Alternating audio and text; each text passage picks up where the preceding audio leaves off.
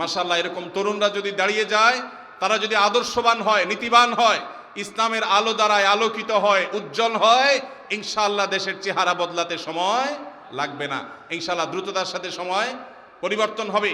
প্রিয় ভাইরা আমার, আমাদের প্রিয় দেশ, প্রিয় স্বদেশ ভালো নেই। আল্লাহ তাআলা আমাদের প্রিয় স্বদেশকে ভালো করে দিন। আমাদের এই দেশে যত প্রকার অনাচার আছে, যত প্রকার অন্যায় আছে, যত প্রকার অবিচার আছে, এগুলোকে ধুয়ে মুছে সমুদ্রে নিক্ষেপ করতে হবে ইনশাআল্লাহ। আল্লাহ আমাদের সবাইকে সততার সাথে প্রত্যেককে যার যার জায়গায় কাজ করার তৌফিক দান করুন। আমাদের এই প্রিয় স্বদেশকে, প্রিয় মাতৃভূমিকে সকল অনাচার মুক্ত আল্লাহ তাআলা করে দিন। আল্লাহ তাআলা আমাদের এই দেশকে ফুলে ফলে ফসলে সার্বিকভাবে অর্থনীতিতে সব দিক থেকে নিরাপত্তায় আল্লাহ তাআলা সমৃদ্ধ করে দিন। এই দেশ যাদের কারণে পিছিয়ে আছে, যাদের অনাচারে, দুর্নীতিতে, অপরাধ কর্মে, আল্লাহ তাআলা তাদেরকে হেদায়েত দান করুন।